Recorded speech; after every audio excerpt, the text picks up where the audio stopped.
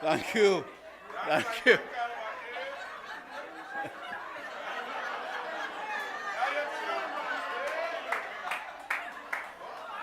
Oh, lad. I don't want to get him DJ yet. I don't want to get...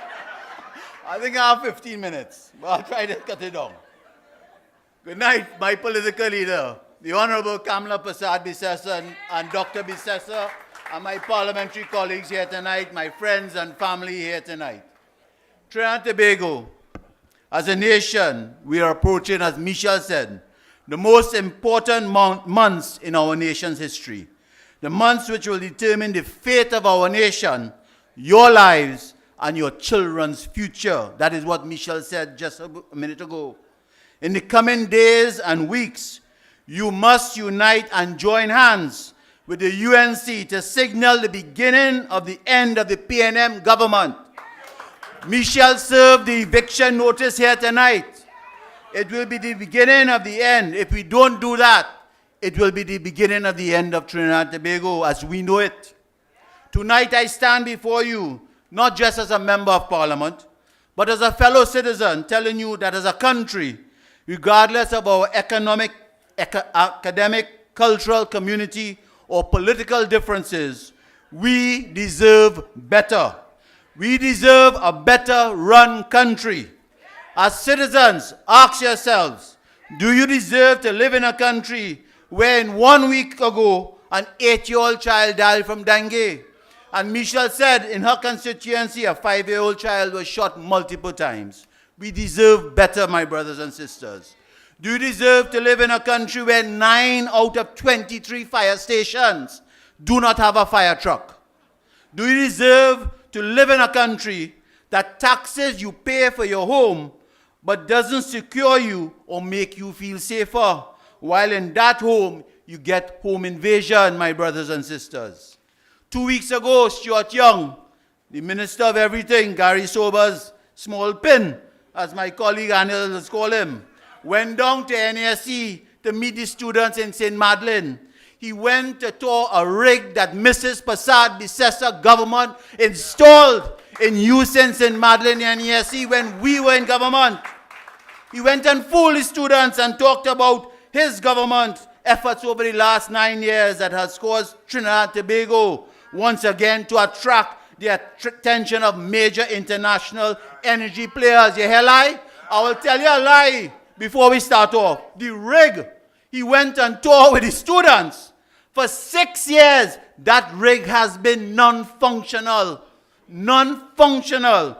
They have students who cannot be certified today because of that rig being non-functional and they cannot get their certificate.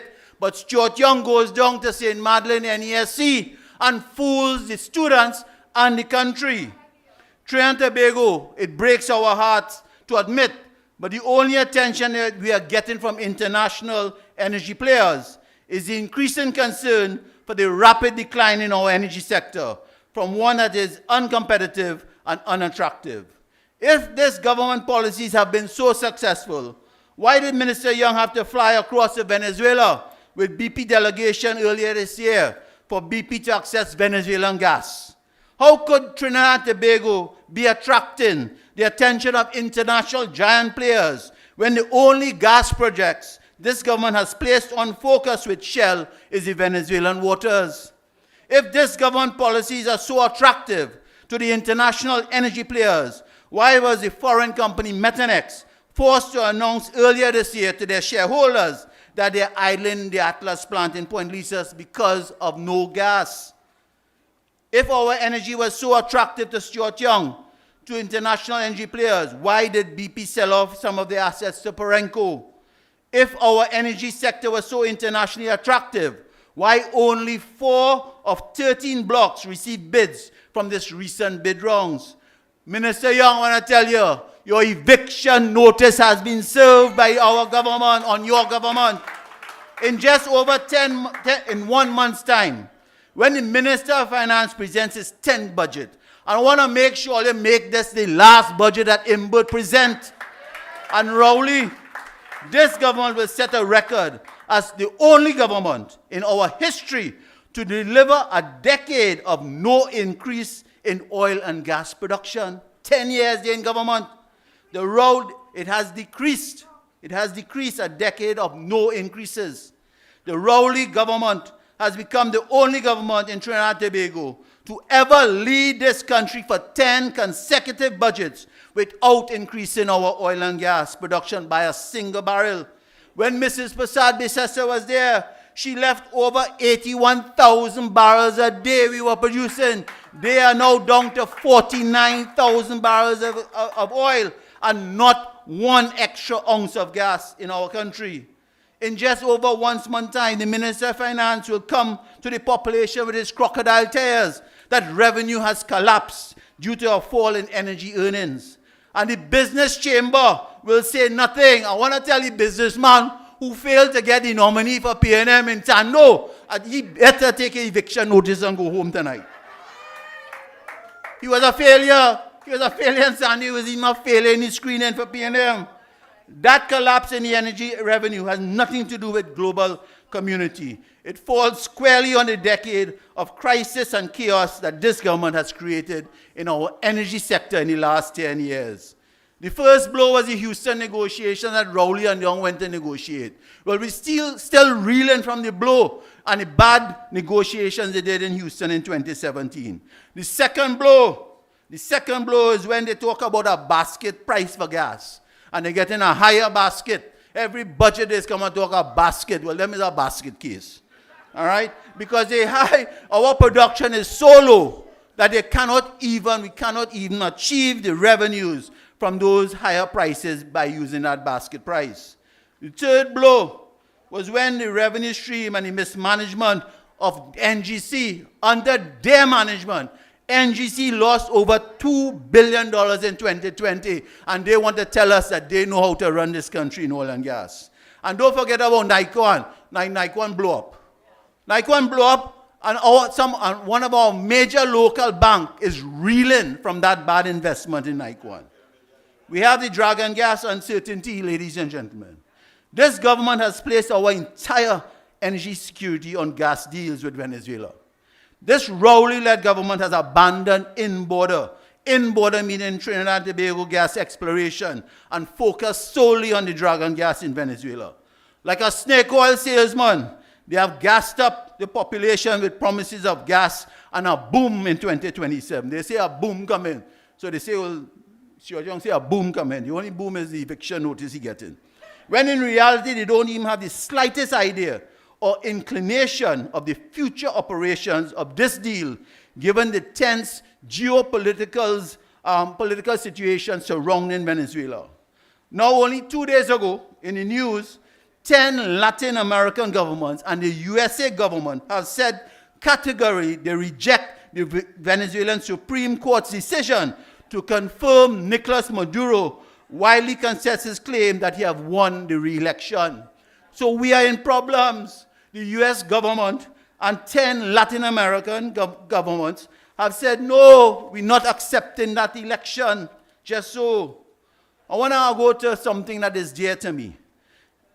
Petrotrin. Election is in the air, and another election gimmick is coming from Rowley and that Petrotrin refinery. Tonight, I want to point out another element that they have always used at election time, is that refinery. We refinery. It is not Young, Short Young, Rowley, or Imbertoy. It is our refinery. In local government in 2019, the Prime Minister was on the hustings boasting that they would turn the OWTU into owners of the refinery. In the 2020 general election, he boasted in the days that he would sign over the refinery.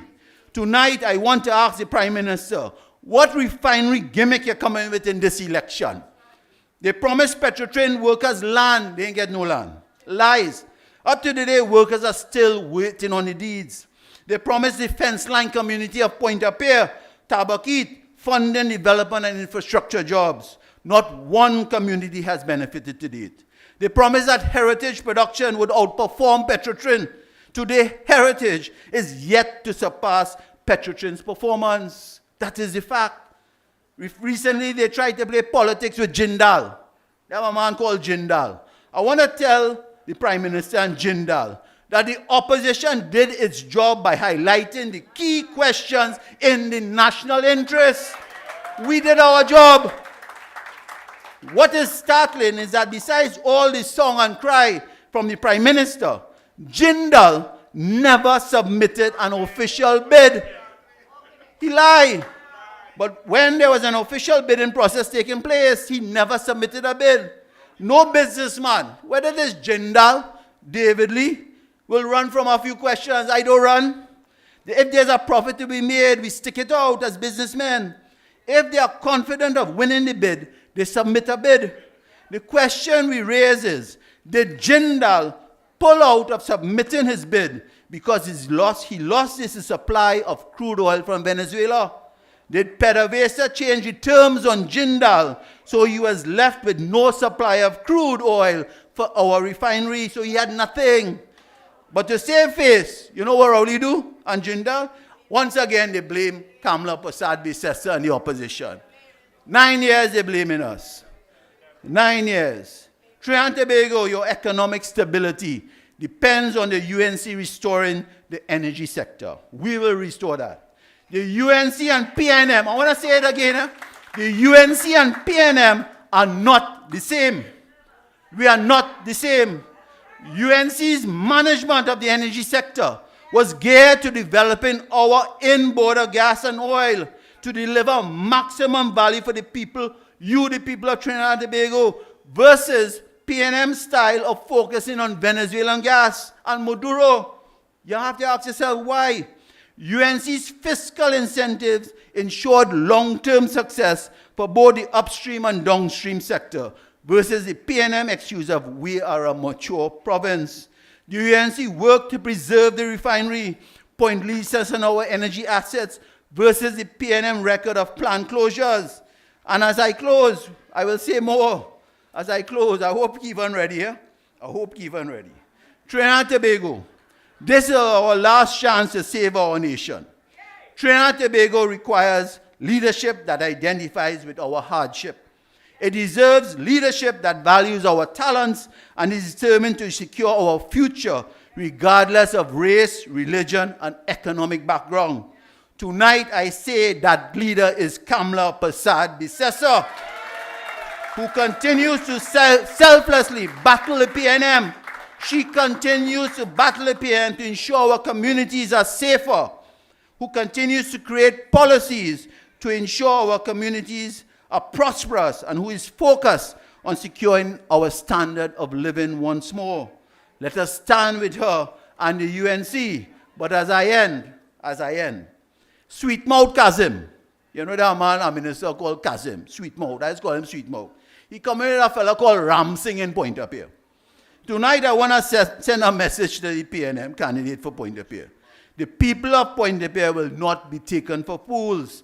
Pointe-a-Pierre is UNC, and UNC is Pointe-a-Pierre. PNM is sending Ramsing to try and take Pointe-a-Pierre away from us. His father and his family own a sports store. So he come in with bat and balls, all kind of balls. Big balls, small ball, all kind of balls. I have a good friend. He used to own a record shop. And he sent me a song when he heard Ramsing come in.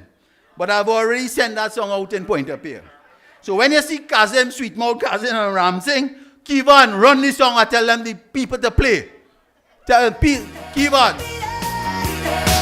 it! Don't come from Pointe-a-Pierre. We have suffered as a constituency and as a country for 9 long years. So ladies and gentlemen, tell them beat it when they come for your vote. Tell them beat it. Long live United National Congress. Long live our political leader, our only leader who will take us back into government. And that is our esteemed Honorable Kamla Prasad-Bissessar, SC. No other person will take us back into government. I thank you.